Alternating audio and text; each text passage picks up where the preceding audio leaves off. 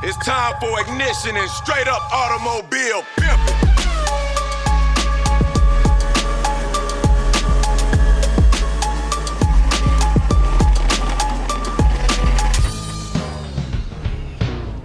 Dude, where's my car?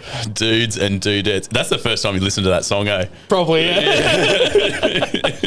It catches people off guard. They're like, oh, that's actually not too bad. That's fat with a PH. Yeah, I made half of it, but yeah, the rest of it was made by an absolute professional. Thank you. Dudes and dudettes, welcome back to the Dude Where's My Car podcast, the podcast where if you listen to it long enough, you could get a doctorate in mechanic work. I'm your host, Tom, and I have my lovely co-host with me, Mr. Tony Hung, the man who knows Rainbow Road from Mario Kart 64 better than the back of his hand. Tony, how you doing, brother? I'm doing great. I was just looking at us.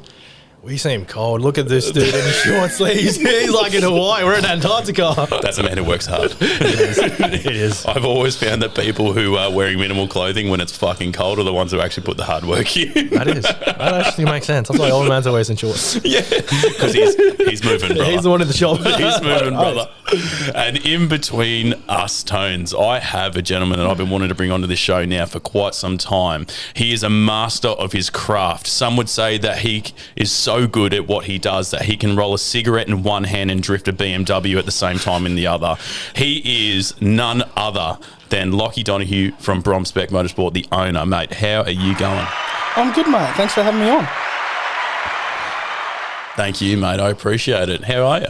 Yeah, I'm good, mate. I'm busy. The usual shit show. Always is. That's the best way to be. Busy. I actually want to dive into a few stories with you today about the shop and just maybe even some past journeys today, mate. But I'm not sure if you've heard this show before, man. We love getting into the grease as to who people are and where they come from, their background into racing, because I suppose you have a bit of a competitive advantage over people like Tony and myself, but you actually used to be a bit of a racer, if not still are. Oh, a little bit, mate. Look, it's never really been about driving for me. I've never had the money, to be honest. But I always used to when I was a kid. And when I started as a mechanic and as an apprentice 10 years ago, racing was always kind of on the agenda.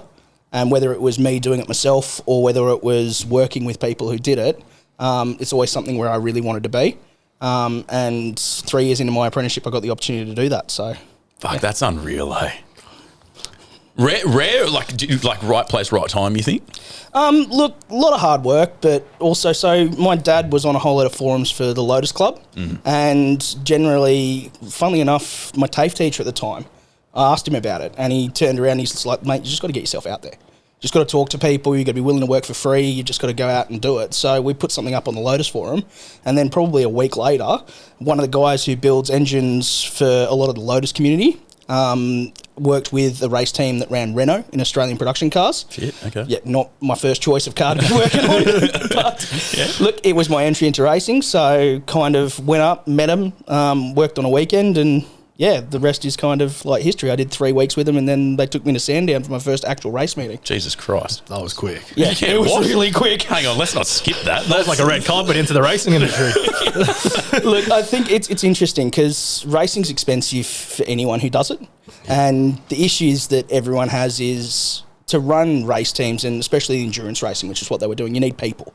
So if people are willing to volunteer their time and you don't have to pay for it, you fucking take them. Yeah, that does make sense, eh? Yeah. Free labour. Oh, 100%, mate. That is half of the Australian motorsport community is free labour. That's true, though, on multiple levels, like the race teams, the race itself, the actual fucking track event, the people who volunteer their time to go to Eastern Creek even on Tuesday just to run Marshall. Yeah, is fucking unbelievable. It's one thing people don't understand. It's the whole team behind just that driver and car. It ain't just that driver and car itself. It's so many hard sweat hours of everyone behind the team. Oh, and the nights, like the amount of hours I have worked for free at racetracks, especially because we were running Renaults. And everything always broke every time, no matter what we did. It was something would always break. There was always a problem. But we've done, I think, I've done a full 48 hours in one shot over a race weekend. I'm hearing the horror stories coming together. They're trooping out. Because surely when you're running on fumes, literally, it's common to make a mistake, right? Oh, yeah, and we did a big one, actually, at the Queensland round. luckily it was the middle of the night, no one was at the racetrack, but we'd done 2 gearboxes that day. And we'd just finished putting the other one in. It was 1 o'clock in the morning. There's no one else at the racetrack. And Dennis was one of the guys I was working with, an older guy. And, so pretty much we're putting the wheels on, getting it all to go, like buttoning everything up, making sure that everything's tight. I put my wheel on and do it up. He puts his wheel on, finger tight, because he expected me to come round and do it. I didn't come round and do it up. So I drive out into the pit lane to do a test run because we needed to make sure it copped 6th gear. So I went round and I was like, it's like, and race cars are loud. Like when you drive race cars, like, so a road car's got so much insulation that when you're hearing knocks and suspension and everything like that, it's a lot easier to hear. In a race car, everything rattles. Everything's shaking, everything rattles, everything's vibrating. I'm sure there's plenty of shit boxes that do the same thing on the road. Are you saying shit boxes are race cars? Oh, absolutely. Dude, some of the most expensive race cars I've worked on have been held together with gate cable ties and 100-mile-an-hour tape. Love that. But so we're pretty much, I'm running around, so I got 5th gear, come back round, and I was like, I've got to get 6th because we've been having problems with 6th gear. And so I'm doing, I think, like 110 down the pit lane, and I hear this and I've shit myself because the whole car just gone sideways like that. Yeah, wheel came off at 110 k's an hour going down the pit lane. Scraped a whole load of shit out, and that was long hours. We were all tired. He expected me to do something. I forgot to do it. Onus on me. I should have done that wheel up, but yeah, we've had some fun errors. Yeah. Fuck, you got to sit back and laugh at those times now, though, right? Because, I mean, you would have fucking learned from it, that's for sure. Never did that again. Oh, fuck no. Otherwise, you'd be pretty much a dead man, I assume. Yeah. Look, it's now torque it every time. You want to drive it, gets the torque wrench out every single time. Yeah. Without fail. Yeah. All right, hang on. Let's get back to that story, how you fucking immediately, within 3 weeks' time, you fucking race. Like, what? Okay, so look, it was as a mechanic as well. So I was meant to be mechanicking for them. So essentially what happened was I went into the shop and they just gave me a couple of tests. And realistically, first one was rebuild, do seals on a caliper. So basic shit. And then they started to get me to pull suspension apart. And then they got me to do a gearbox change with him. And by that point, they realised he wasn't a complete fuckwit. And we could probably work with this. So, yeah, the boss came up and he's like, would you like to go to Sandown next week? And I went, yeah, sure, love to. And the best thing about, I did that for 5 years. So I worked for them for free for 5 years. Don't get me wrong, when I go away, my flights, my accommodation, food, drinks, everything's paid for. So it's at no cost, but you're not earning any money. And you're taking annual leave from your normal job to go out and gain experience and not kind of earning anything for it apart from networking and experience and everything like that. So I was very, very lucky that, look, they weren't stupid. The guy I worked for, Colin Osborne, he used to be the president of CAMS for 8 years. So he was the big dog. He knows some of the biggest names in motorsport. He's been, and his network is something that's been extremely valuable for me to have in any sort of racing industry, let alone the Australian one, which is tiny. But yeah, so he's also been on the underground tunnel between the headquarters of the FIA and the Italian restaurant they all go to. So some of the shit that he used to bring up, he knows Mark Webber, knows all those guys, everything like that, really, really intelligent, experienced, and very well-networked kind of guy. So, look, he'd seen thousands of people all the time throughout his career in motorsport, and he'd been racing probably 20, 30 years. He's a Toyota man from back in the day. That's what he used to race. So he's won the production car class of back when they had the Bathurst 24-hour. Jesus Christ. He's run that 2 years with a Celica. The mighty Celica.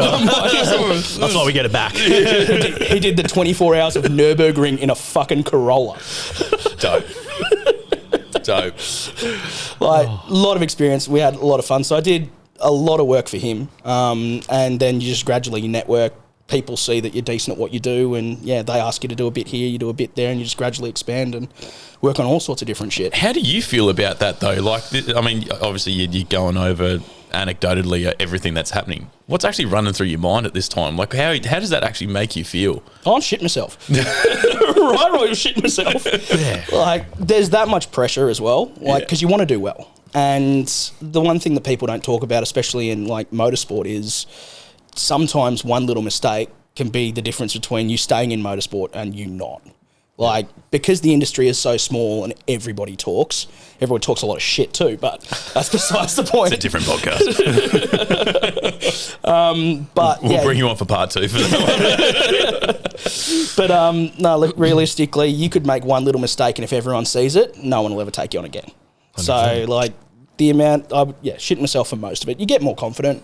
And as you make less mistakes, as you get more experience, like I was only a third-year apprentice. I knew fuck all at the time that I was doing this in grand scheme of things. Like, considering what I know now versus what I knew back then, like, I was absolutely, like, wash bitch was probably the only job I should have had. But kudos to you, though, man, because, like, fuck, putting all of that together, how did your actual work feel about you going? You're saying you're taking annual leave.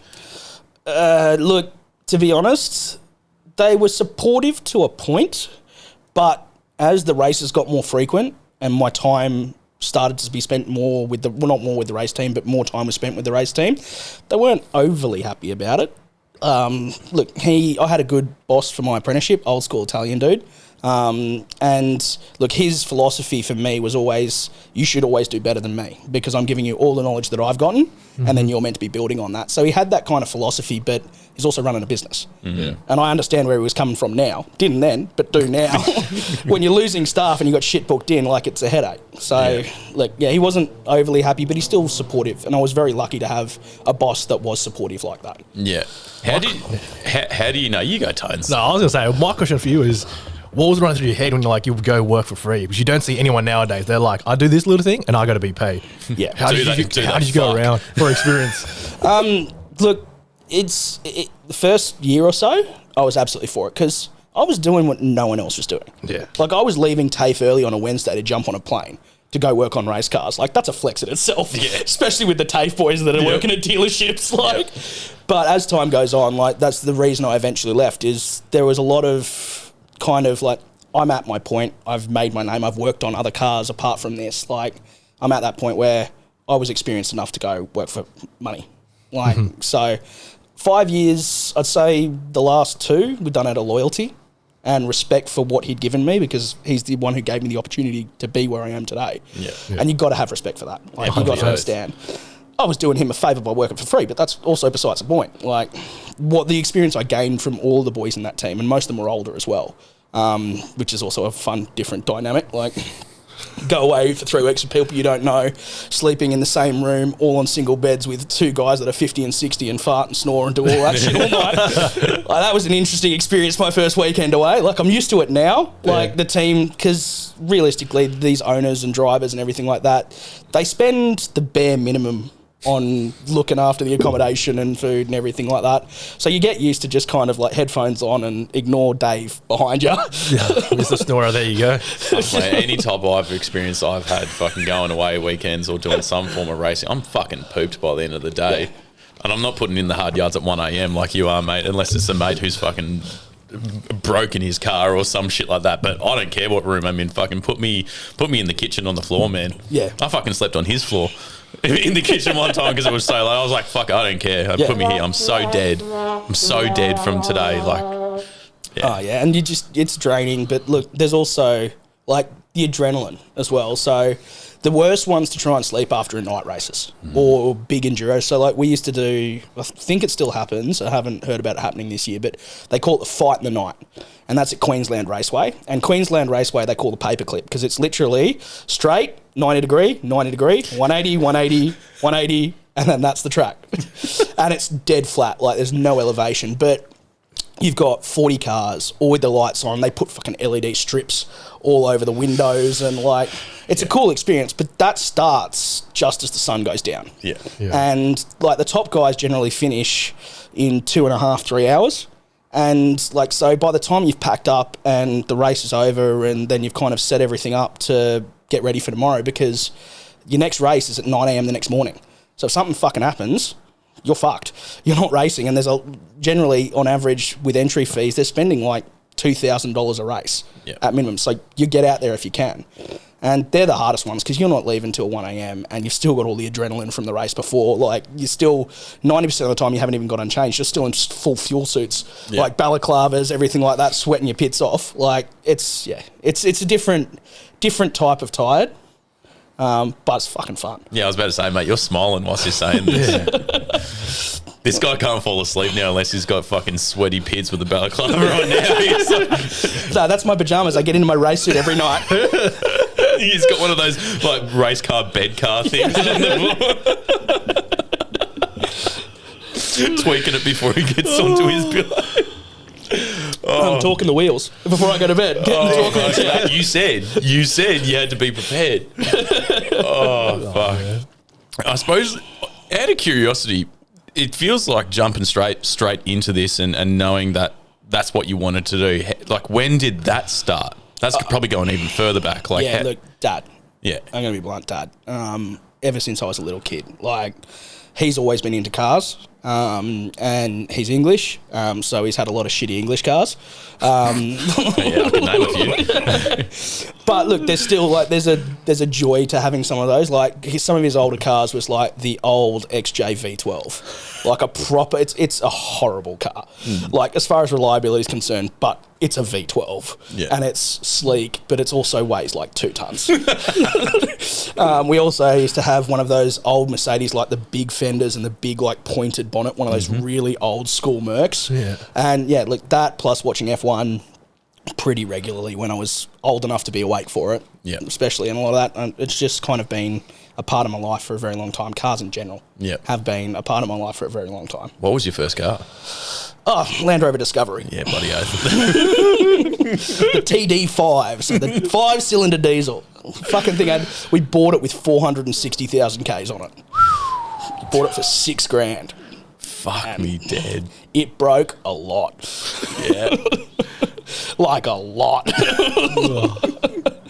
But look, it was fun, and it got me where I needed to go, and I was going to school out in Orange at that time. So I was boarding for the last 2 years of my high school. So I was driving from Sydney to Orange pretty much every weekend. Yeah, right. And it did what it needed to do. It was easy on fuel, it was comfortable to drive. Everything kind of worked most part until the gearbox packed up, and then until it blew a hose, and the usual. Love the problems. Yeah, fuck. The usual. So weekend boarder? No, I was, weekly. So full week. So I'd drive down, I'd come home probably every second weekend. Yeah. And I'd be full-time otherwise. Yeah, right. No, I boarded at Kings, man. I know how you're feeling, but I was obviously still in the city of Sydney. Not 3.5 hours out west with a whole lot of literally farmers. Yeah. No, all the farmers came to Sydney for that. Oh, so you had the same problem. Shout out to the farmers. But yeah, no, look, I had that, and then I bought my first shitbox, which was a Mazda 323 Estina.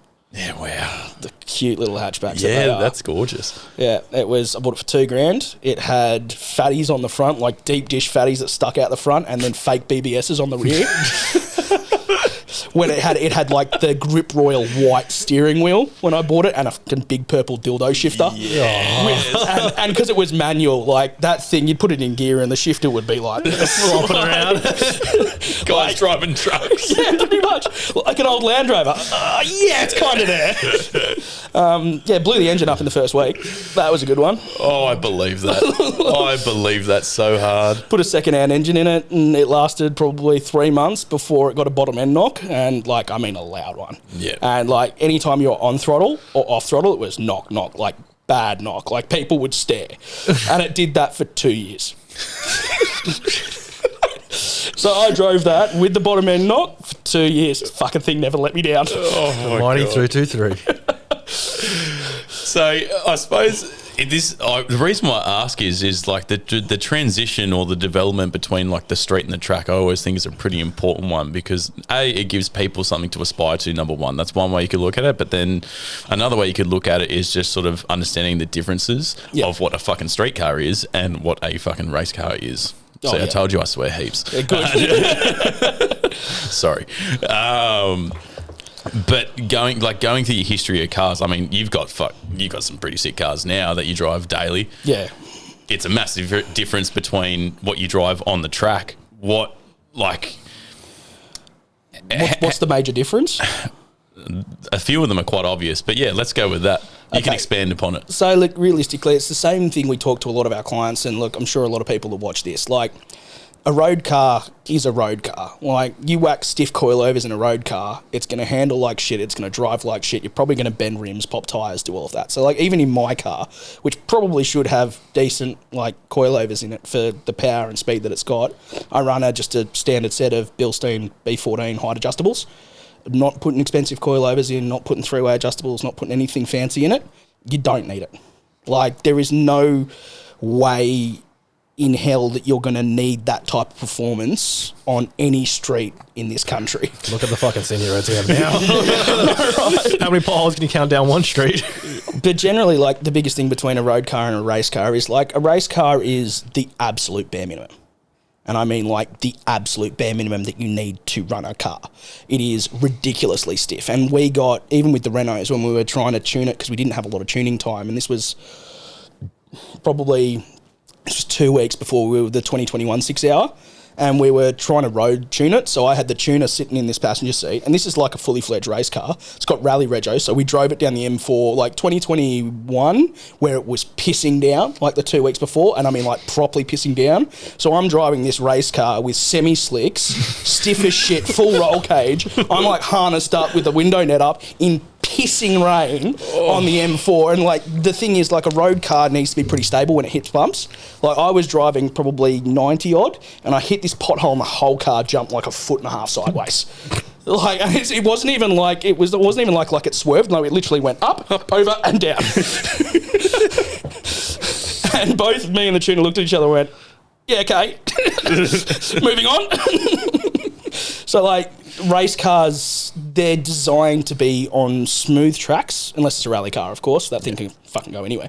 Yeah. But smooth courses that are well designed, cambered up, and the way that you run those cars is also very, very different. Like, the tolerances and the way that you build them is completely different to the way you build a street car. Look, the only balance I'd say is in a lot of the stuff that I do with endurance racing, we actually have much more of a street car philosophy than we do a road car philosophy. Well, road car philosophy than we do a race car philosophy. Yeah. Because when you build a road car, you build it to do hundreds of thousands of Ks. Yes. Like, at the end of the day, you want it to last and you want it to be reliable. You want it to start every morning. You want it to get you where you need to go and have a little bit of fun in the middle of that. Yep. Some of the race cars we build, like one of the ones I'm working on at the moment, which is like, it's essentially, it's a purpose-built race car. It's got $150,000 worth of V8. It's got 300 grand worth of chassis body. It's space frame. Like, there's nothing. It's shaped like a Mustang, but there is nothing Mustang in that, apart from the front kind of looking like one. Yeah. Runs an LS, runs a transaxle gearbox at the back, runs fully adjustable Ollins dampers, everything like that. Thing weighs 1,200 kilos. It's got 800 horsepower. Like, it is, and that is, we haven't even developed that properly to where it's going to be. Like, it still needs a new inlet manifold. We're going to run bigger injectors. There's a few things we're going to do to make it even more stupid. Yeah. And that thing's running massive slicks. Like, that thing, even the fuel tank, like, we've got a 100-litre fuel tank in it. That thing lasts 25 minutes. Yep. On E85, it's 25 minutes. You do not get longer than that. Yep. So, like, you're not going to build a road car that's going to do that. No, of course not. But endurance racing, especially production car endurance racing, which is we have to take a car that's sold to the public and turn it into an endurance racing car.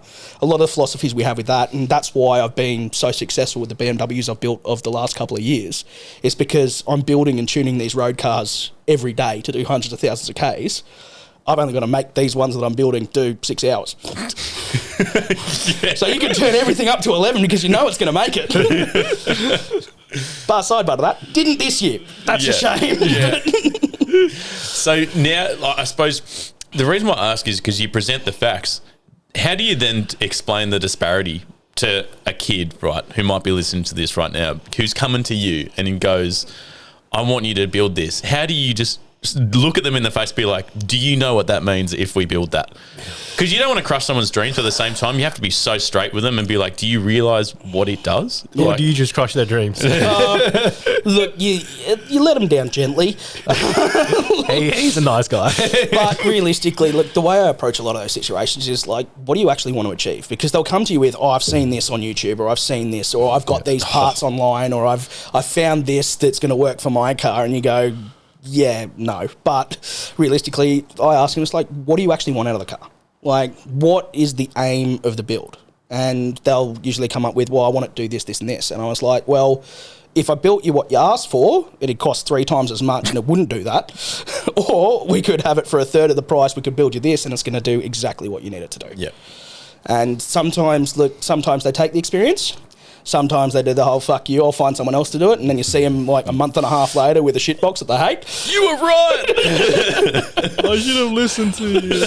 I'm sorry. Look, sometimes it works out and sometimes they drive that shitbox and love it.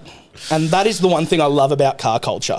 It could be, especially like the street culture that we have, it could be like everyone else could look at that car and be like, that is disgusting. It's so uncomfortable. It's obnoxiously loud.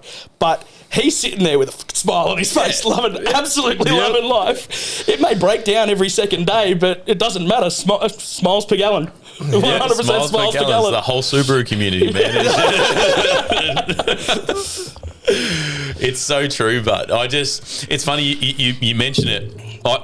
That's what I was thinking in my mind. I imagine some 20-year-old kid or 18-year-old kid watches an Adam LZ video and fucking goes, oh, their fucking BMWs are amazing. And it's like, yeah, dude, his BMW, do you know how much money he has? It's so few and far between. Yeah, and look, so you look at, like, for example, like the 6-hour cars I've built, which are a 60 grand car secondhand, and they'll buy it 60 grand. We spend 250 grand turning that into the race car that it is. Yeah.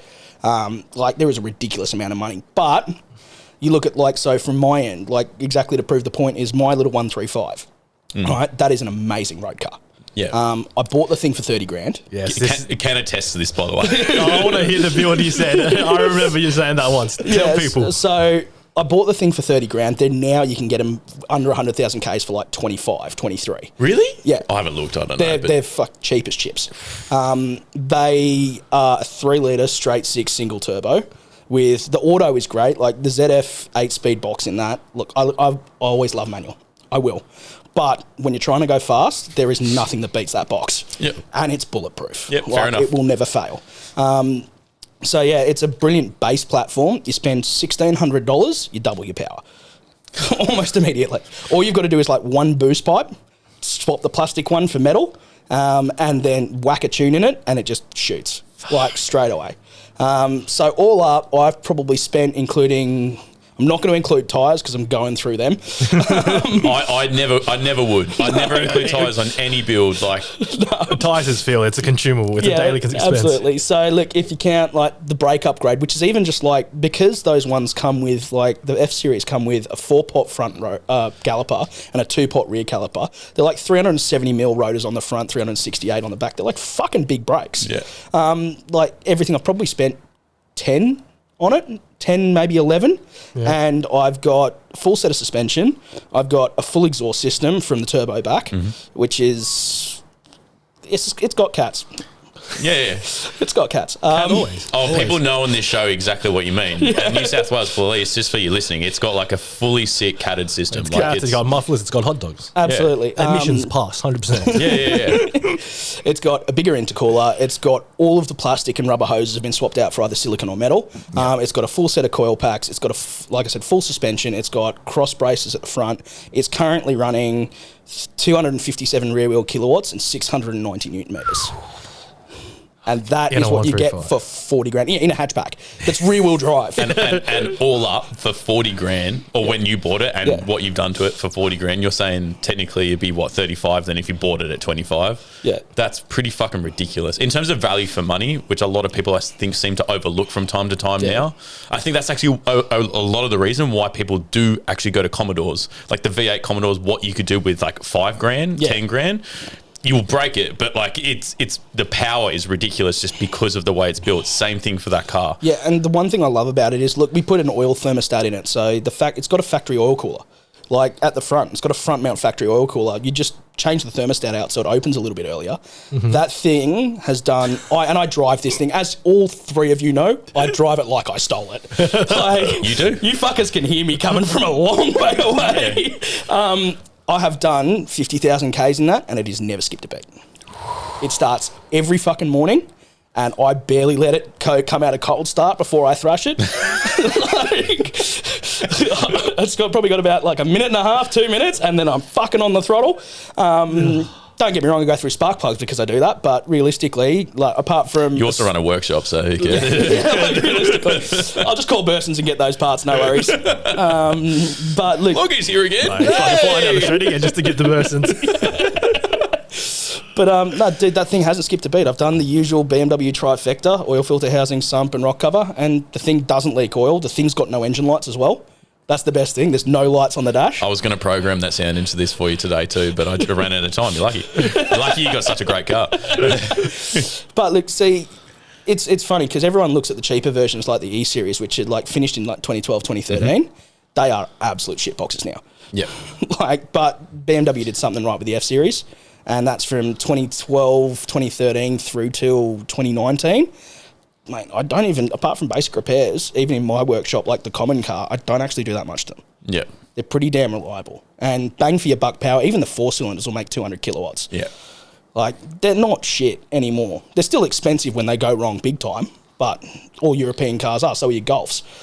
So, yeah, fucking oath. I suppose on that though, because 2 points there, the model before, why do you think it is that it is dog shit? Like, age can be one thing for sure, but is it just pure lack of upkeep and pure lack of just the person or the people who own them that made them shit, and that's why they got such a bad rap? Well, that and electronics. Yeah. Mate, that was like the first generation of BMW that had like 13, 14 computers in it. Like, mine's got 28, but they redesigned that. So like the junction box, which is essentially your fuse box, which used to be just a fuse box, is now an entire electrical distribution board computer. And when that goes wrong, even second hand, you're looking at $1,200 easy. Yeah. Like it's the electronics. They're getting to that age, and it is an age thing and abuse, but mainly an age thing that the electronics are just going wrong. All the little computers, all the little bits, and it's just one after the other, after the other, after the other, after the other. Yeah. And that's why they're a shitbox. Because, like, if you take all that shit out, like as a race car, if you strip all that out and put a Motec in it, sweet. She'll be right. Run race seats, don't have any of it. Yeah, exactly. Anything for brakes, we could turn to a race car one day. 90% of the production cars are all stat write-offs. Like, we can't wait for some rich dude to crash an M2 because as soon as it goes to stat write-off, that's fucking ours. Okay. It's a fair point. A lot of people know this, but I was actually talking to you before I bought the fucking shitbox MX-5. I was considering, I had no idea whether or not I wanted to do JDM or Euro. Yeah. And then when I started looking at the BMWs, whether it be the 1 Series, the 3 Series, didn't matter. I just said, all I thought was, I just need a 3 litre. It had to be inline 6 no matter what. Yeah. And then when I started talking to you, you're like, whatever you fucking do not go before 2012. And I was like, that's all I'm looking at. I was ready for him to get into a Euro. We'll get him there eventually, don't worry. I want one. I'm so on board. And BMW, out of all the Euros, is my favourite. Like, it is. I'm not really that impressed. I've said it before on this potty. Happy to take the hit on the chin. I don't think Mercedes look good. I just no slack on the car. I just don't like it. I don't like the look of it. I think it looks shit. Yeah, and look, to be perfectly honest, the reason you buy a Mercedes is because it's a luxury car. Yeah. Like, they tried with the A45, but that thing weighs 1,800 kilos. Yeah. Like, Mercs are heavy. They're comfortable. They're the looks and comfort. Yeah. Look, I'm actually between both of you on looks. Ooh. Like, some of the new ones, but, like, because I'm still, like, the NA C63. Uh-huh. That, I was like, I love the sound of that, the look of that. I reckon they're way too, like, bubbly now. Like, they tried to be aggressive while being way too round. It looks like you're like the retarded fat uncle. He's rocked up to Christmas dinner. He's rocked up in his Merc, and he's wearing that like collared shirt, shitty pants. He's just like a bit too round for the family. Yeah, that's like that. The new C63s. Yep. That's what they are. Yeah. Wow. I want that on record. I'm going to send that into Mercedes. I love it, mate. I will have one. We will have one. I reckon we'll probably have one as a shop car, which is when you're definitely going to have to come around. Don't worry. I'll look after you on that one. Because there's no shit. There's stuff that's going to go wrong for sure. Oh, fuck yeah. But in saying that, like driving the like the Boss's M2 and stuff like that, it's sick. It's got way more stuff that needs to happen to it, but it's like I'm wanting that to happen because I want to see what cracks. Yeah. I want to know what cracks in this car, because attesting to what you're saying with what you can do with the money of what money can buy you and the value for money, it sounds fucking awesome. Yeah, like, and even then, like, without all the upgrades, like, so the S55, so your M2 comps, your M3s, your M4s, your F series, we made out of, with just a full titanium exhaust system in the race car, we made 500 rear wheel horsepower out of one of those, running just under 22 pound of boost. The thing made 500 horse rear wheel and about 685 newton meters. That's tight. It's fucking stupid, is what that is. Comparably, what could you actually do that with in terms of other cars, realistically? Not a lot. Like, don't get me wrong, your twin turbo V8s are gonna absolutely like keep up, but there's a reason that none of them run in the Bathurst 6-hour or any of the endurance racing series. Mm-hmm. None of your Audis, none of your Merc twin turbo V8, that hot V setup where the turbos are in the middle, it just is not reliable. Engineers, great for packaging. Brilliant for packaging, and I'm sure it makes it easy to assemble the car and easy to assemble the engine in the factory. Yep. But as far as long-term concerned, it's fucking unreliable. The old debate of the old engineer and the mechanic coming together. It is. Yeah. You know what? Let's get you back on. We'll bring an engineer in the room as well. We'll just have a sit down. Because to be perfectly honest, like, I work with a lot of engineers, Yeah. especially in the racing. Like, we got race engineers and everything like that. And to be perfectly honest, like, there's a lot of the situation where experience will trump that. Like, they'll come in with a degree. I come up with my TAFE course. And because I've been doing this for so long, they'll be like, oh, we should do this and this will work. And you go, well, with that guy in that car on that track, no, it won't. But look, there's the things that they could do that I couldn't. Like designing a car from scratch. Oh, fuck. No. Mind-bending. No. Mind-bending. What blows my mind, and the BMW engineering department is actually really good for this, you know that like triangle that you've got to try balance of like making something, it performs good, it's reliable, and it lasts a really long time, right? Yeah. Like that's, and it's like the sound barrier, like this window that you've got to try stay in whilst also making the best car they could at that single time, and moving a product through the stages of development through the project management plan as it goes through each team. How the fuck do you put that together blows my mind. Yeah. Blows my mind. Like, how do you do that? Especially when one team doesn't communicate with the other very well. Yeah. But they still seem to provide some damn good products. Like some of the stuff that you see coming out of a lot of car companies at the moment, you look at that and you're like, that's amazing. Like what you guys have done there is fantastic. Yeah. 5 years' time, it probably won't be, but right now, brand new, it's brilliant. What do you think about cars today? Overly complicated. Yeah. No, to be perfectly honest, like I see them. I'm 6 to 8 cars a day, every day. Euros, I see Toyotas, I see a bit of everything. It didn't need to happen. Like, they're overcomplicating stuff that can be simplified. Especially with, like, some of the new Audis and Mercs have 37 different computers in them, separately. And they all need to talk to each other. Yep. So if one goes out, the other 36 shit themselves and go, oh, fuck, what's going on? It's like everyone's on the same circuit board. Yeah. Like, one light goes out, Well, they all run through a CAN bus network, which is essentially, for people who don't know, it's like the nervous system, the spine of your car. So all the messages run backwards and forwards through that. So if you've got the CAN bus going into one module and that module dies, then everything on the other side of that module ain't getting shit. So you try to figure out what's broken, you're going to be like, there's 6 computers that aren't responding. Which one is it? Let's spin the wheel and find out. It would take apart the whole car. So no, they're way too complicated. And you see some of the stuff, like even Toyotas to a point are getting really, really complicated, but they're still simple.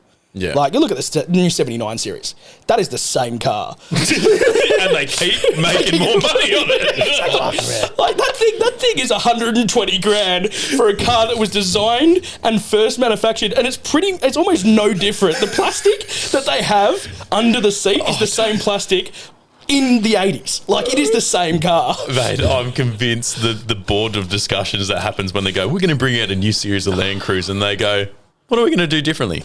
Nothing. We're going to tell them we did. We'll change the colour on the outside, give it that sand. The new one, they've gone, we'll make it a bit squarer and we'll put some circle lights on the front of it. And we'll charge $50,000 more just to do so. Oh, that's a proper burn. Sorry, Charlie. I know he's listening to this. It was the first person I was thinking about. He's hearing all the highway he noise. just bought a Land Cruiser. Oh, look, don't get me wrong. They're still a brilliant car. Oh, it's fantastic. I don't think it's worth 120 grand, but it's a brilliant car. Like, and that thing will last the apocalypse. It's like the Corollas. They're cockroaches. You cannot kill them. Yeah. No matter what you try, you cannot kill them. So Yeah. it's a brilliant car, but it's a lot of money for something that was designed and built in the 80s. That's very true. Speaking of trying to break shit, though, is there cars that you just want to get out there and try test and break just to see what it can fucking do and what its limits are? Is that your purpose when you go out? Look, if the client has the budget for it, sure. So there's usually there's some of the race clients that I spoke to prior, and I've gone through them. And I was like, so what's your actual budget? And they're like, oh, I've got, so say for example, I've got 300 grand, and I've got to do a full season with that. And I was like, all right, so you're only spending 150 grand on the car. Because to be perfectly honest, you've got to build it for 150 grand. Your racing season's going to cost you, I'd say probably about 70 to 80 grand just to enter. And then you're not factoring in all the things that'll go wrong if you have an accident. Even if you don't have an accident, if you blow something up, it depends. So, yes, I'd love to.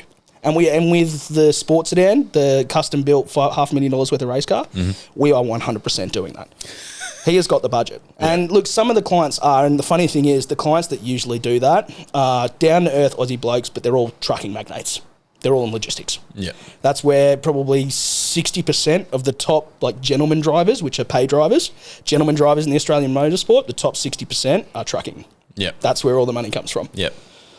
And fuck me dead, is there a lot of money in trucking? It's ridiculous. It's beyond it. I won't say something, but one of my current clients, he's retired, semi-retired, but retired at the moment. He ran a logistics company up in Queensland, and he's got not only one race car, he's got four. He's got four. So we have running houses. We pretty much we had one break, and we were meant to be at a race meeting in 3 weeks, I think, was the turnaround. We weren't going to fix it in 2 weeks. So he just got one of his other ones out and entered that.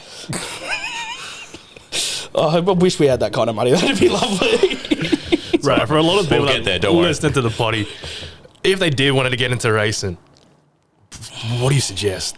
What do they look at? How do they even get into it? An entry level? Motorsport, to be perfectly honest, your best thing is back end of the production cars. Because Pulsars and 86s and XLs and all those little categories, you think it's going to be cheap because you can buy one of those cars. It's not. If you want to be competitive in Pulsars, you're spending 70 grand on the car minimum. If you want to be competitive in XLs, even close to it, you have to buy one from Triple Eight. That's 100 grand for an XL. It's $100,000 for that absolute hunk of shit. And they still are an absolute hunk of shit. But full respect to the drivers, though, who do it, because we watched them. They're fucking awesome. They're crazy. It is the best, those kind of categories, the one make series is the best quality of racing as far as drivers are concerned that you're ever going to get. Yeah. Because everyone's pretty much more or less on the same level playing field, so it really is down to the driver. Yeah. 100%. And some of the moves that these guys pull in these tiny hatchbacks. Mate, you should have seen us fucking with our jaws to the floor. We're at the top of Statement out at Eastern Creek. Yeah. We're at the top level of the Bird's Eye. And we're watching position 1 and 2. Forgive me for not knowing your name off the top of my head, but these guys were pelting it, relentless. Every single lap, relentless on each other, back and forth. And I was like... It was like they were touching arse nose. Yeah, absolutely. And cocking a rear wheel into turn 1. Yeah. Literally pin it at the start of the straight and don't lift off till turn 2. Yeah. It was not disrespecting anyone else who was in that race, but it felt like they were leagues above everyone else. Had to have come from a different race championship series for sure, but it was fucking unbelievable. It's ridiculous. When especially about tracking, you could probably attest to this. In fact, you could probably blow my mind. But what a lot of people don't really know is when you're drafting behind a car, you're also not getting any fucking cool air into your car. That's a problem. You can't be in that window for too long, otherwise your car's going to fucking explode. Well, we funnily enough had that when the first time the BMW that we built this year for the 6 hour, and so that's the Australian Production Car Championship. And currently at the moment, as of the first race, which is at Sandown, the 2 top BMWs are both mine.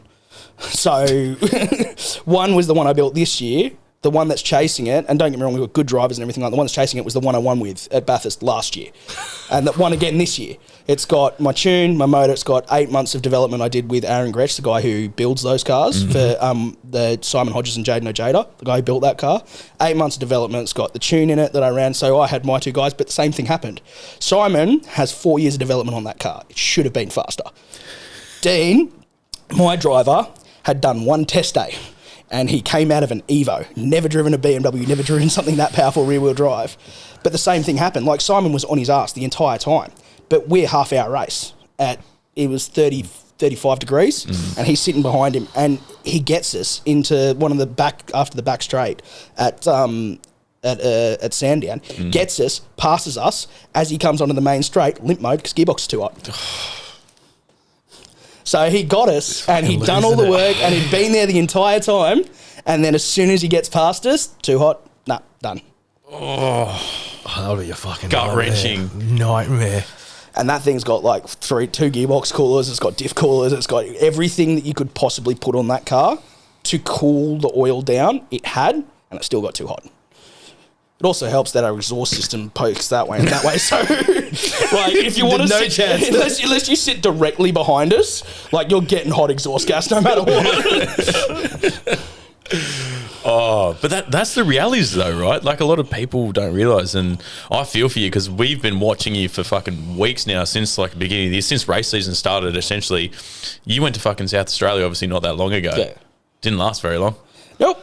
3 practices, and to be perfectly honest, we only really made it 2 laps in the second practice. Yeah. But first practice was great, and he'd done a couple of test days. But look, the story behind that car was like, we struggled to get it finished for the first race, and we didn't get it finished for Tasmania, where we should have been.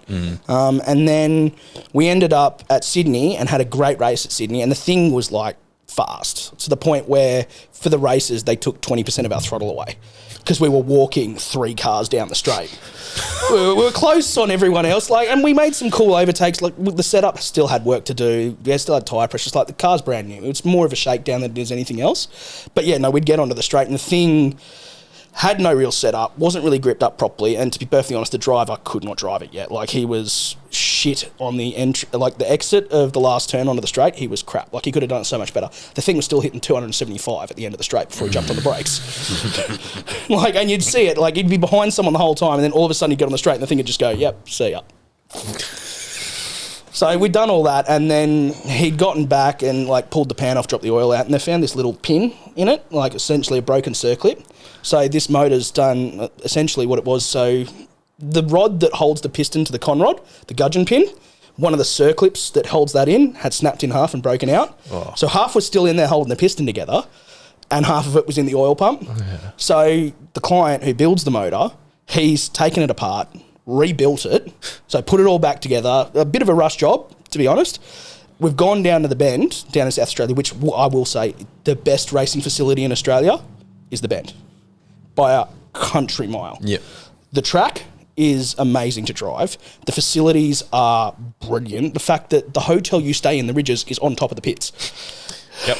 Like, you wake up in the morning, you walk out your door, and it's racetrack straight away. The Shahin boys who built that, like, 100%. Not to mention that there's like $30 million worth of cars in the central foyer, like from Bugattis to McLaren P1 GTRs to race cars to, at the moment, a fucking top fuel dragster just sitting in the foyer. Yeah. It is by far the best facility. If anyone ever gets the opportunity to go to a racetrack, that is the racetrack you go to. Yeah. Middle of bumfuck nowhere, South Australia, but you heard it here first. The band South Australia.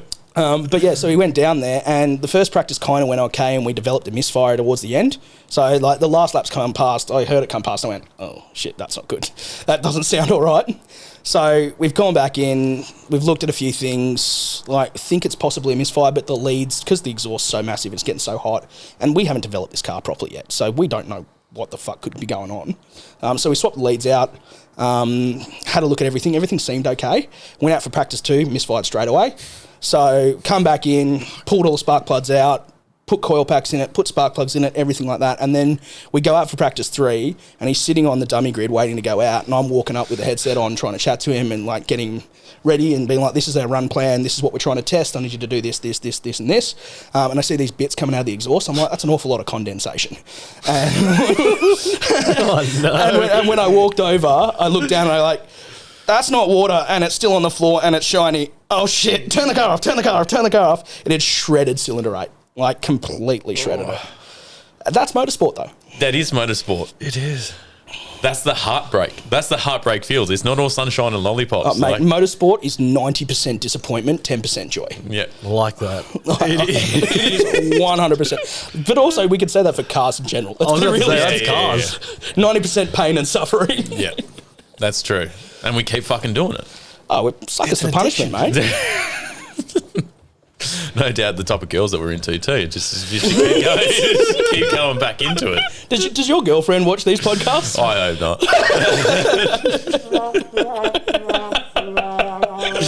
No, luckily she does not like cars whatsoever. So she wouldn't. Yeah, she hears me enough. She doesn't need to hear me on it. She doesn't need to hear me on this show. You're all right. This is a safe space. All my knows is have fun, and I'll see you after that happens. Don't talk to me about it because I don't want to know. Oh, fuck. No, she's good. The old misso's not too bad, man. She's really supportive of like what we do here and whatnot. She It's funny. We went to World Time Attack last year, and obviously you're all the car girls walking around in all their bloody outfits and stuff. She goes, "Do you want me to do that?" And I said, "No, no, I'm okay. I don't need you to do that." "You sure? Car Culture Australia needs a girl?" And I was like, "No, we don't. No, we're good." And even if it is going to be one, probably not going to be you. Does that actually? It's a good question. Does all of that like sort of showboatiness is the wrong word, but does World Time Attack and all that type of stuff really like do you love it? Like, do you love all that stuff, or is it more? Look, I used to, but look, I've been in Australian motorsport almost 8 years now. Like, I'd love to be able to go and enjoy an event, but for me, it's now work. Yeah. And like the joy and the enjoyment of going and spectating, don't get me wrong, I'd go to World Time Attack because for one reason or another, that is the best at what we can do in race cars. Like that is a car specifically built for one lap and one lap only. And all it has to do is that one lap. If it blows up on the second lap, that does not matter. And they're spending more money than anybody else is spending. That's true. By a country mile. So it's the pinnacle of what we can do in motorsport.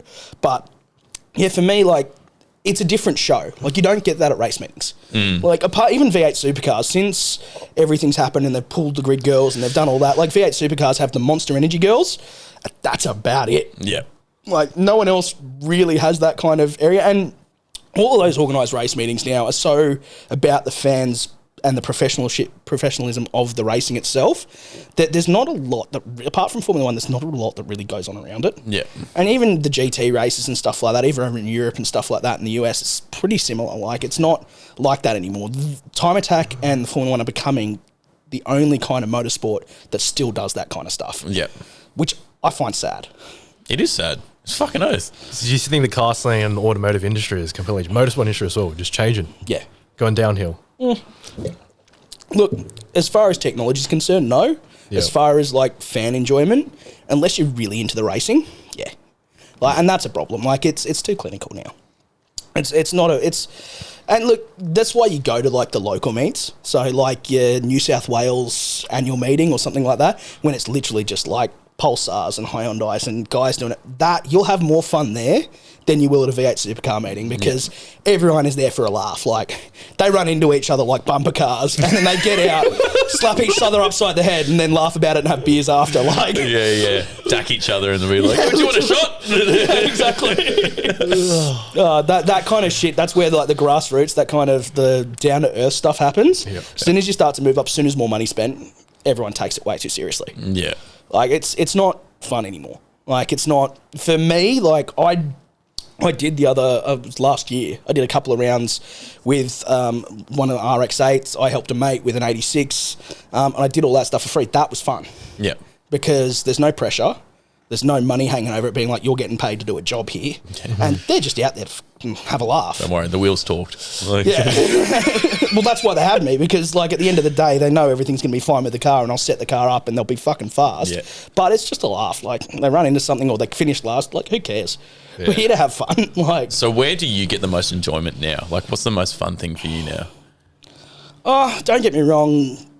It depends, because like endurance racing is exciting. Yeah.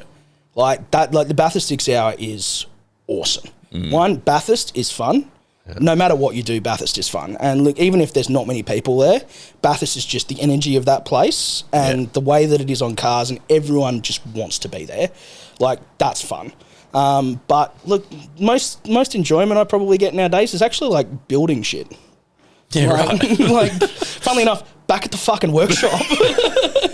He's had enough at the job. I don't want that stress. He's like, give me a routine. Please give me my fucking energy drink, and I'm just going to start work today. Give me my deadline, and I just want that quiet, peaceful time in my engine building room. Oh, legit, no, it's the weekends for me, because like I can go either work on my car or work on one of the customers' race cars, and I can shut all the doors of the shop.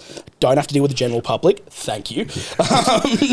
Don't have to deal with staff. Don't have to deal with anything. I can literally just put my head down, whack it on the dyno, do a few runs, test this, test that, fuck around. Like that's like exciting, because you're doing something that no one's done before, and you're trying to test if something's going to break. Like, that for me is fun. Yeah. That's hard work, but it's also, there's no time constraint on it either. Yeah, true. So if it takes me 2 hours to take out a spark plug because I've had 15 durries, it takes me 2 hours to take out a spark plug because I've had 15 durries. Hey, mate, we have our days. Yeah. So, mate, you could probably build a car in 2 hours, but today it's going to take me 20. Exactly. That's fun for me, because there's no pressure. Yeah, of course. And like, you get to a point in like my career, especially like the last couple of years at Bathurst, no one, like the first one, 2021, when we won with the C-Class Renault, that was like, we were special. Like, but no one took me seriously. Yeah. I was just this like scrawny little spitfuck kid.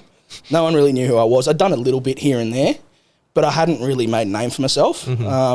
First year I won outright with the BMW.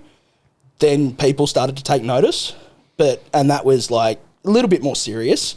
But even then, like, there was luck. Like, racing, and especially Bathurst, luck is involved. As soon as I won it the second year in a row, everyone started to be like, holy shit. But that also means, the clients that I work for now have expectations. Yeah. And the engineer that's working on that car is Cam Hill, who's a full-time V8 supercar driver.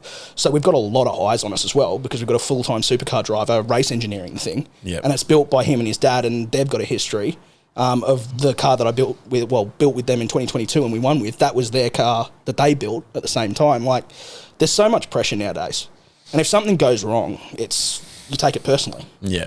Because it's my product. And look, they're brilliant at building race cars, but BMWs and road cars is not what they do. That's where my expertise come in. So when we're 5 hours in, we've got the fastest car. And to be honest, we had the fastest car all weekend this year.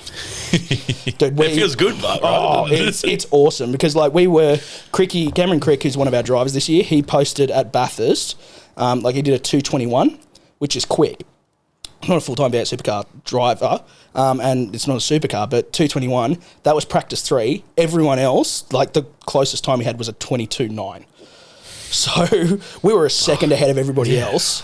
Even in qualifying, which was the next one, we didn't do as well, but the 22.4, so even like we were still 7/10 up on everybody else. Yeah. Like, the car was the fastest. And then five and a bit hours in, boost pipe blows off. That's it. Yeah. Sorry. Yeah. But the car I built last year that has the engine that I put in it and my tune in it, that one again. So like, I'll take it as like a half win maybe. Still got kind of a product in it. Oh, I suppose then on that topic, do you feel less pressure? I mean, you must do. You feel less pressure and the want to maybe build a street car then? So when customers do come to you and a hot boy comes in with fucking 10K, he goes, do this for me. And you go, today's a good day. Yeah. But also, there's no rules. Yeah, true. And that's the biggest thing. Like, we're so constrained. There's so much I can't do in a production car. Yeah. Like, in Australian production cars with the Bathurst 6 hour, like, the plastic pipes that everyone knows are a common failure point on those cars, I'm not allowed to change them. Fuck. So, like, every road car that's less powerful that I have, that I've modified, of that series, of the S55, all has metal and silicon.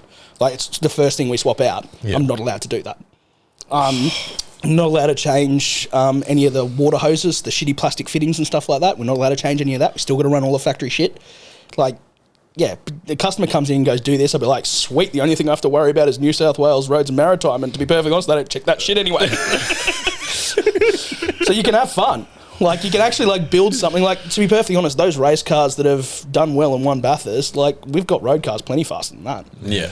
They may not handle as good, and they may weigh a little bit more because it's not stripped out with a cage, but, like, even then, like, they're faster quite easily, and more powerful. Yep. I think there's something to be said, like building cars that you then see go everywhere, like in the streets and on the track. Like, it's a bit of a statement. I'm not trying to big you up here, but I'm just trying to say, like, I don't know, maybe you don't feel that, but maybe you do. It's like knowing that you've got a whole bunch of cars beyond just BMWs out there who are just like repping your brand or whatever must feel pretty good. Yeah, it's cool to see your product going. Like, and it's like you're driving down, and like I had one the other day when I was coming back from out west. Coming over the Blue Mountains, one of my customers in a whacked up Golf that I kind of like half bodged together for him.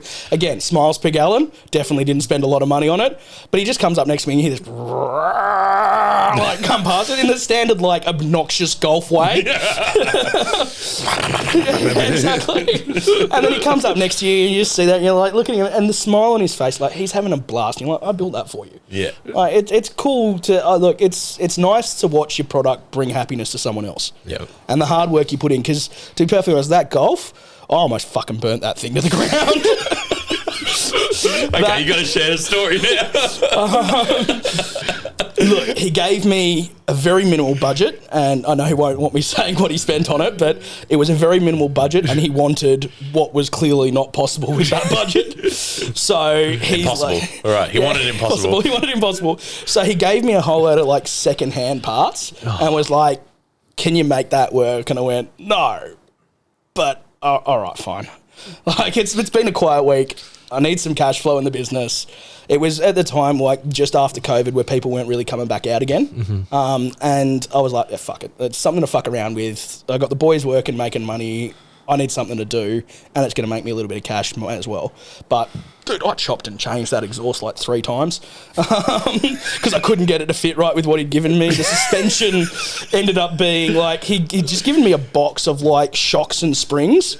None of them really built for that car. Okay. So there was a whole lot of like trimming the spring in one point to make it sit in the strut properly. It's on him. He gave you a box of random parts. Oh, fuck yeah. That's like a bucket of bolts that we all have out in the fucking shelf. It's like a Lego. There you go. Build my car with this. Exactly. Dude, it was fun, but like that thing was frustrating. And then after doing that, he kept coming back. I was like, there's a knock in this. And I was like, yeah, because you gave me shit parts. Yeah, it's like, I can put an order in right now for some good stuff. But, of course, he wanted it for free. Yeah. So that's the way it is. And look, it's just, that thing has caused me, over the past 3 years, nothing but trouble.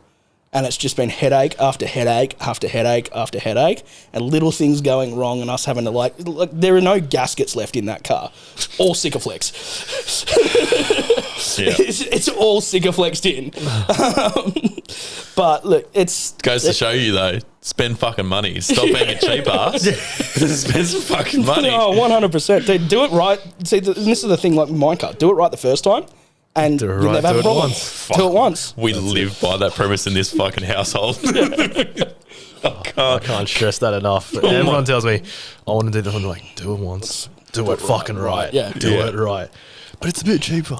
No, it's not. Save another week. Save another month if you have to. It's like, I found on this forum that these guys said they've done this, and Right. you're just like, bruh. That's a big question. With all the European car owners, do they come and be like, I see this guy do that? Oh, dude, the amount of people that are sending me forum posts on a regular basis. To this stage. Yeah.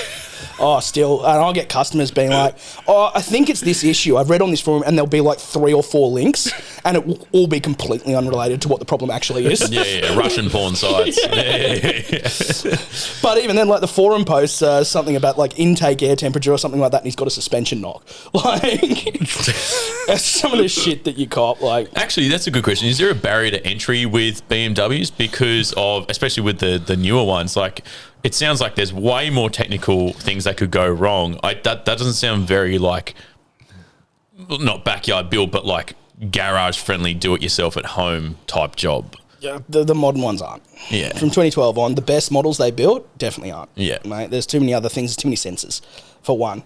And you're in there, like, taking a fuel rail off, you knock the plug of this sensor, and that sensor's like a $600 sensor. and then the timing's off, and the thing won't fucking start just because you've knocked it the wrong way. Yeah. Like, it's not a 323, and certainly ain't a Celica or a Corolla. But you know what you buy. And the capability that you get through the software of that, like, the amount of money you have to spend to get the increase in power that you get in one of these cars is ridiculous nowadays. Oh, absolutely. But to do it manually, like, so even on, like, the Celica turbos and everything like that, to try and tune them, you have to add ECUs, you have to do all of that. Like, these things are tuned on an iPhone app.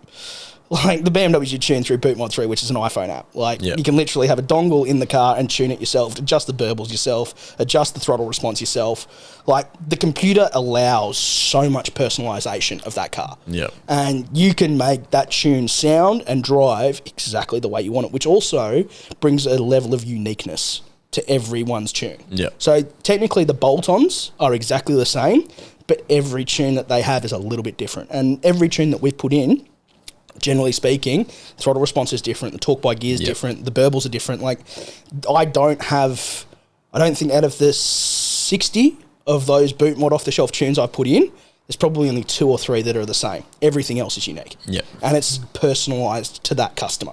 Yeah. So as much as, you're not getting the flexibility or the reliability or the old school, like, do it in your backyard kind of stuff, the personalisation and the flexibility of the modern technology is just a next level above that. Yeah.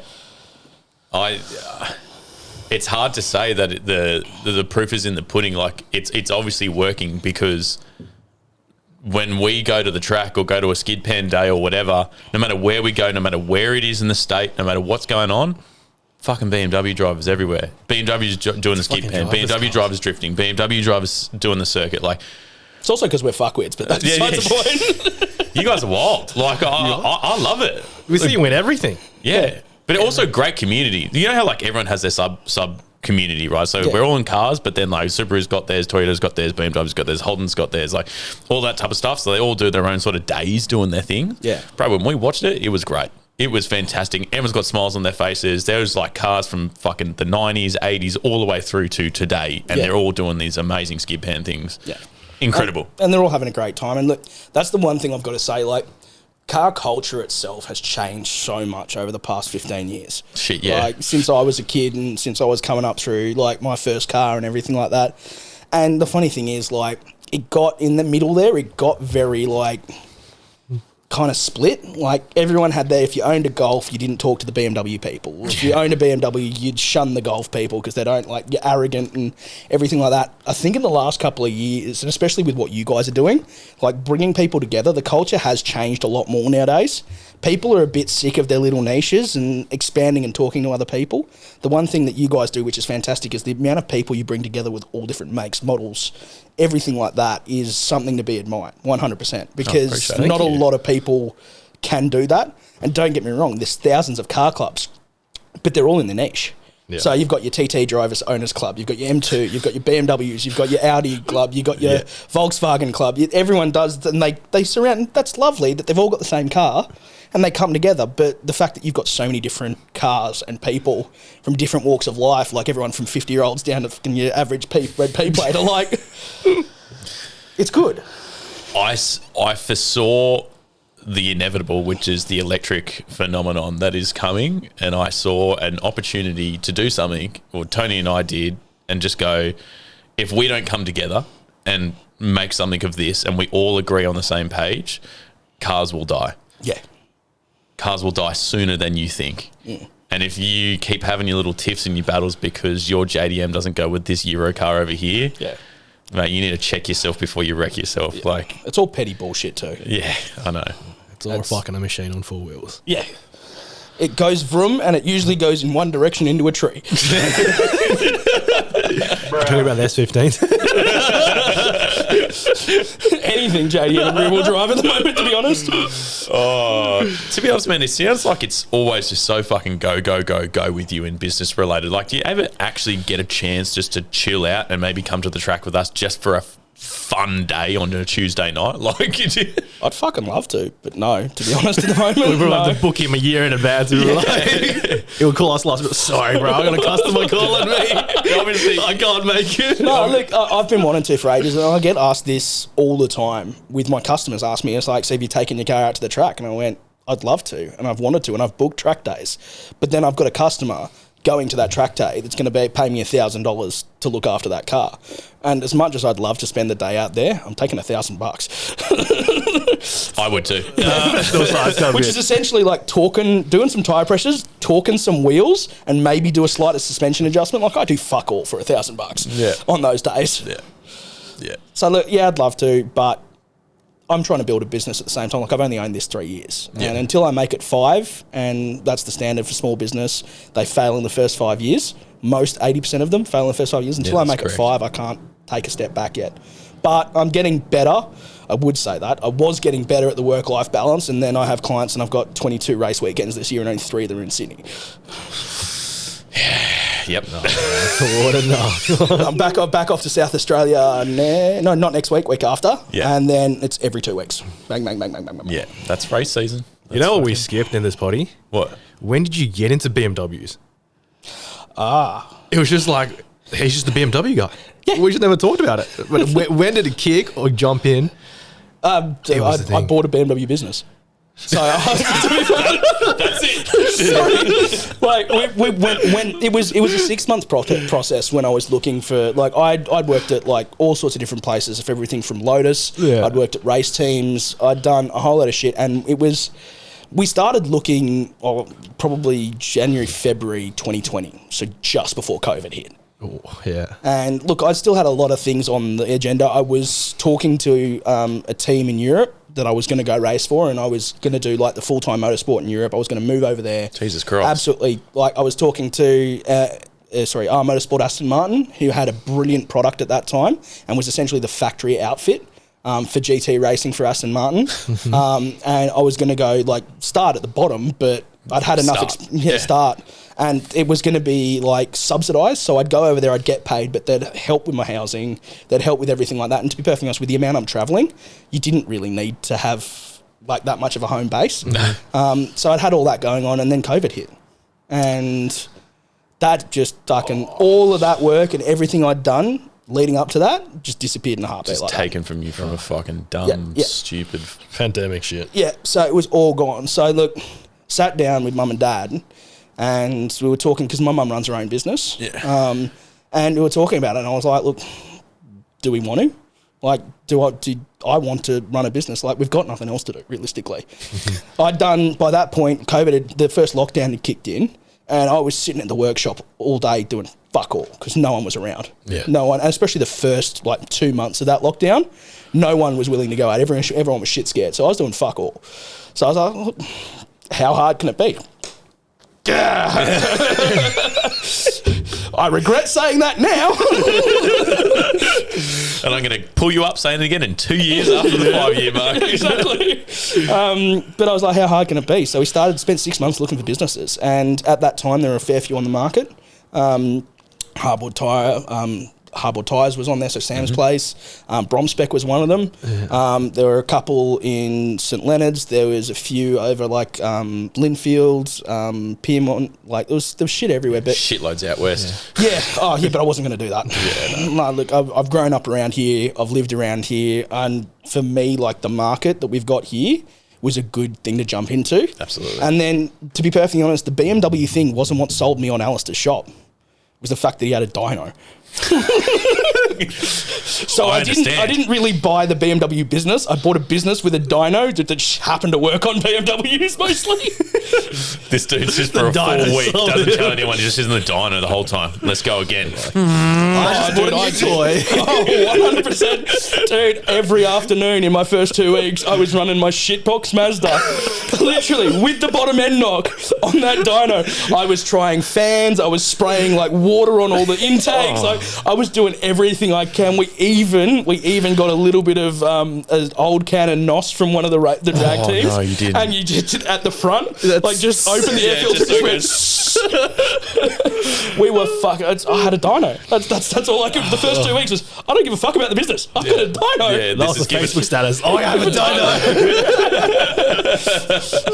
That's giving a 5-year-old kid the keys to fucking Willy Wonka's chocolate factory right there. 100%. And it's that moment, like, you guys all know how much dyno time costs. Oh, mate. Like, it's ridiculous. And the stuff you can learn on them is bonkers.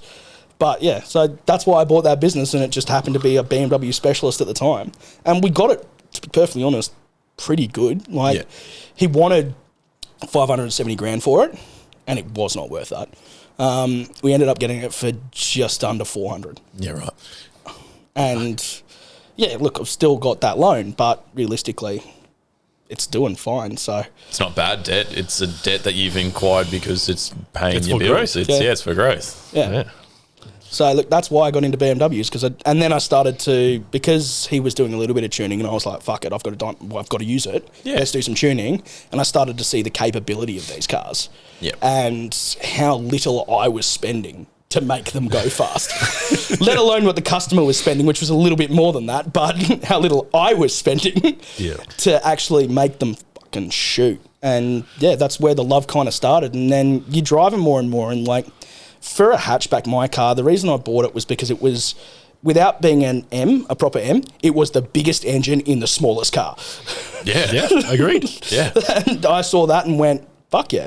Like, rear-wheel drive, hatchback, 50-50 weight distribution, which not a lot of people know about that. Yeah. Very well balanced. I started to fall in love with them, and then the more you work on them, don't get me wrong, they frustrate me every day. The amount of times I want to set those fucking things on fire. But when we take that away and we step out of the workshop, they're fucking awesome cars. Yep. That's why I always say your car's like the tight-knit package. Considering all of those factors, and it sounds good, and it's comfortable, and it has all the modern comfort features that you need. And it has, the list just kind of goes on and on and on and on and on, right? And you can go away on a holiday and have 4, blokes out, all of us would be able to sit comfortably in that for 2.5 hours and fit the luggage in the back. Yeah. Drive like shit because there's that much weight in it, but it's not the point. You're having a fun time. What's the one thing that you would like people to understand now moving forward? Speak for yourself, but maybe you could speak on behalf of just everyone who's running these workshops of BMWs. What's the one thing that you just want to impart a little bit of wisdom on? Just you wish people would stop fucking asking, or you stop doing, or just should understand. Yeah, hot tip. Look, you're buying a modern European car, it's going to leak oil. I'm going to fix one leak. Does not mean there's not several others. And it does not mean that 2 weeks later that it's not going to leak from somewhere else. Yep. It's just the modern cars with all the plastic that they have in them, like all the engine covers are now plastic, the manifolds, everything like that. A lot of the hoses, radiators, all the fittings are all plastic now. They're going to leak coolant, they're going to leak oil, the plastic's going to deteriorate, the plastic's going to warp.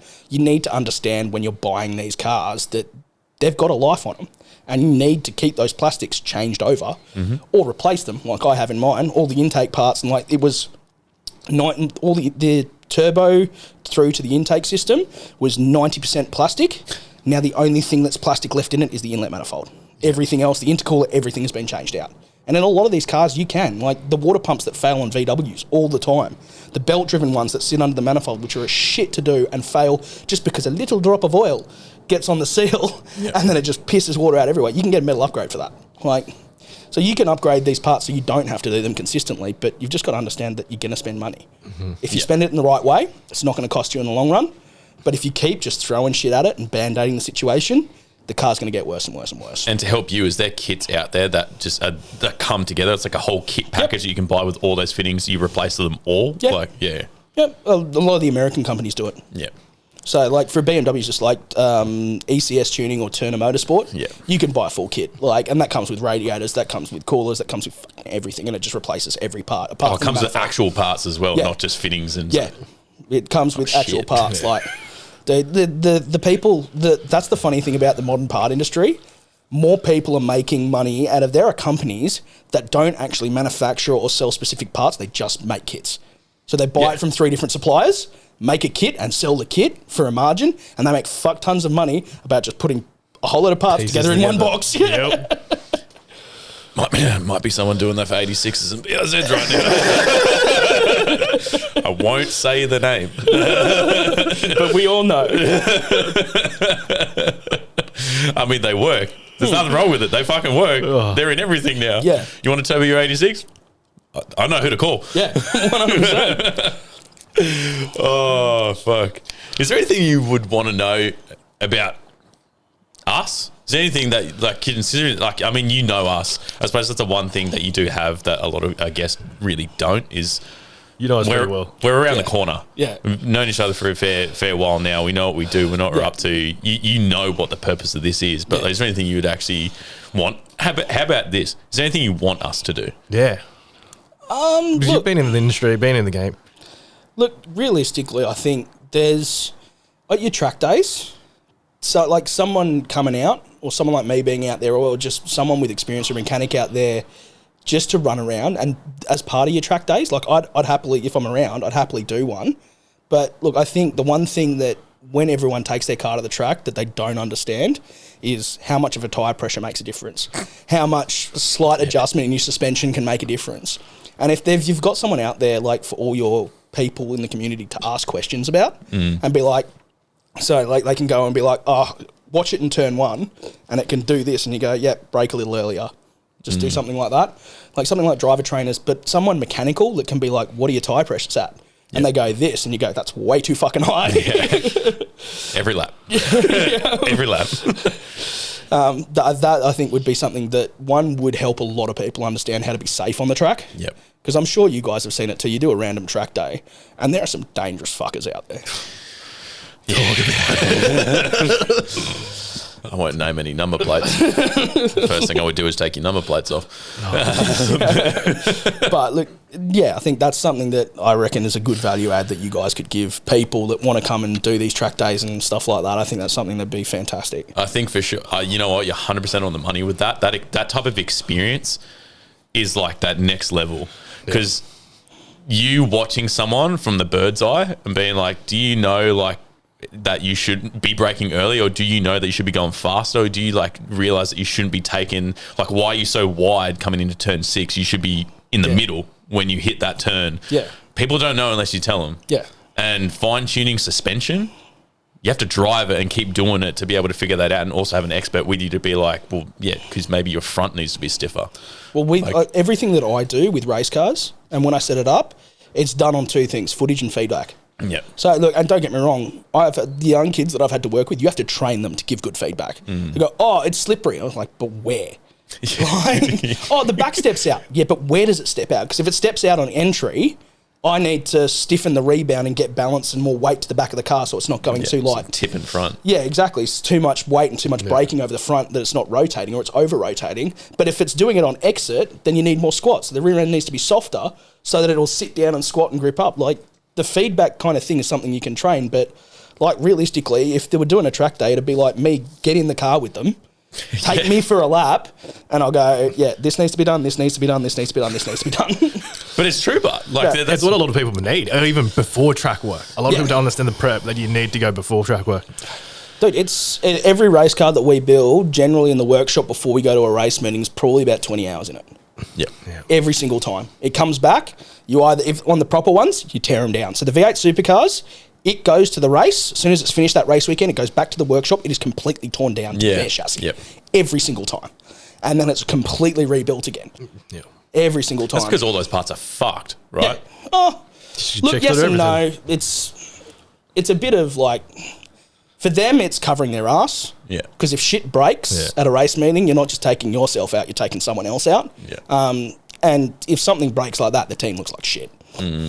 So everyone gets embarrassed. Like, I've had incidences where we've worked in a team and a mistake's been made and something's broken on track, and it's fucking embarrassing. Yeah. Because there's the whole team. Team feels it. Yeah. Yeah, and you work as a group. Yeah. You're in this together. One person fucks up, you all fucked up. Yeah. One person leaves something loose, you all left something It's loose. not the worst thing in the world, to be honest. It's a good mentality to have. Yeah. That bond. That's honestly, it's kind of like boarding school. Yeah. No, honestly. And like boarding school, when you get back to the house that night, you cop a lot of fucking shit for that. Because someone else stole a fucking laptop. The whole house is on parade at attention in the middle of the courtyard from fucking 11 p.m. till 5 a.m. And then you don't even bother going to bed because it's time to go to the fucking dining hall, go eat food and go to school. Yeah. We could probably blow your minds with some boarding school shit. I wish I went to boarding school. Some of the shit. Well, that's the best thing. Mine was a boarding school, but mine was co-ed. Oh, that's best. That's the best. Dude, the amount we used to travel, like at Kinross, like back in the day in Orange, the girls' campus where they slept was 4 kilometres away on the other side of town. You bet your ass we made that. We made that run in the middle of the night through Orange, which wasn't the safest place when I went to school there. Fucking hell. In like -1 degrees. Oh, Like, Yeah, no, it's cold. It's fucking cold. Oh, mate. I can tell you right now, when you got there, it was too small and it didn't fucking work. So they used to so where I went to school, it's like it's quite a big property, and the girls' school, which is an all-girls school, same thing as King's, is just on the other side of the campus, so all the way on the other side, and they're separated. They never really meet. There's actually a moat that runs all the way around on the grounds. There's a driveway that goes across it, but back in the day, like early 80s, 90s or whatever, it was pretty full. Yeah. So boys would leave the boarding house late at night. So they'd fucking break out, make their way over, swim across. Oh, this is swim across. And then get into the girls' boarding houses. And if you brought it back, that was a gold star. Yeah. So that was a win. What the school eventually found out was, it goes, okay, so the moat's not fucking working. That's not going to stop them. So what they did was, poor girls, they put bars around the entire girls' boarding houses, not the boys. Sexism in the 80s. It's a different time. For boys doing the wrong thing. Say the wrong thing. They're fucking having fun. Whatever. Yeah. Hey, wild shit, eh? Wild shit back in the day. No, it's just stupid as well. Like, you look back on it now, you're like, what the fuck did I even do some of that shit? But I also do that with cars. Like, I look back on some of the car things I've done now and I go, why the fuck did you do that? I was like, you knew that wasn't a good idea when you put that in there. And when you did that, you knew it wasn't, and you still did it, and now we're suffering for it. To be fair, talking about like last minute decisions going on the track and something I would not recommend anyone do. Remember when I hit you up and I was like, BMW wheels are the same, have the same lug nut stud pattern as a Holden Commodore. Fun fact for everyone. And I was like, I'm in dire need of some fucking rear wheels because I'm was it Power Cruise or doing track day? I can't remember. Track day. It's a track night or something, yeah. It was the first track night that you boys ran. It was. It was the first one you guys did. And I was just super skeptical of what I was running. I was like, you know what? I'm just going to grab this. Tony's like, don't make such a last minute decision. And I was like, no, look, I agree with him. He's great. Like, Bro, it was like he told me this an hour before I was leaving. It's like, I got wheels from Lockie and I'm putting them on. Oh, what the fuck did you just say? They were the rear set off my 135. I was like still running road tyres, like a set of Pirellis or something like that. I didn't know if this dude picked them up from Gumtree or something. He found them on the side of the road. Oh, they fit. all I could think in my mind was how funny it would look to have a BMW fucking badge on the side of the Commodore. On the rear wheels. Hey, dude, I needed a fucking 18-inch. He had an 18-inch. Did the job. It's not stupid if it works. Yeah, that's correct. Oh, too good. Fucking hell. Dan, what time are we on, brother? 1:30. Jesus. We've been yarning for a long time. Mate, It was a fun chat. I would love to get you on for part 2A. I think there's way more that we need to unpack here. Yeah, no, I'm happy with that. And I'll fucking hold you to it. If this podcast is still running, which I presumably it will be, after you hit that 5-year mark, I want to hear it. I want to hear it again. Yep. Yeah, fucking oath. Oh, well, dude, let's see how we go at Bathurst next year or at the end. Actually, I'm happy to do one at the end of the year when I finish the season. Yeah, 100%. Because I'd have so many more stories from the shit that I am currently dealing with this year and the race car problems. I'd have plenty more shit to talk about. I would love that, honestly, because then we can actually get a journey of what happened sort of roughly at the beginning to the sort of to where we are it is now. Yeah, 100%. Like I even wrote it down today to talk about the workshop stuff. We didn't even touch it. Yeah, to be fair, we had a question in there, something like, what's the dumbest fucking workshop thing that you've seen? There's so much shit that's relatable. Yeah, there's plenty more. Look, we got enough content. Oh, fucking hell. We'll better sign off. We'll do. How about we do this? We'll do a Christmas special. Yes. Beers and hats. Yes. Beers and hats, dude. I'll fucking elf costume up. I'll be like all green, sideways hat. I'll even put the ears on for you. What do I? The reindeer then? Yeah. Fucking hell. So who's going to be the front and who's going to be the back of the race? We should probably call it. Oh, Lockie, man, thank you so much for coming on, brother. Where can people find you? Give us everything so people can find it. Look, realistically, to be perfectly honest, as far as social media is concerned, my business is like an old man. There isn't any. There kind of is, but there isn't any. But look, if you want to follow racing, it's my personal Instagram, Lachlan Donoghue. My business is Bromspec Motorworks. It's in Brookie. If you look up Bromspec Motorworks online, you'll find us pretty easily. Yeah. Too easy. Easy as that. Do you want to sign us out? I don't think we even need to go through the whole lot again. If you want to follow us on social media, it's already on there. This guy, he's like, I do this every time. We do this every time. It's all on there. Car culture shit out. Type it in Google. Fucking everything will come up. TikTok, Facebook, blah, blah, blah, blah, blah, blah, blah. You know what you could do at the end of every podcast? Play it? No, just fucking, if they're video ones, QR code.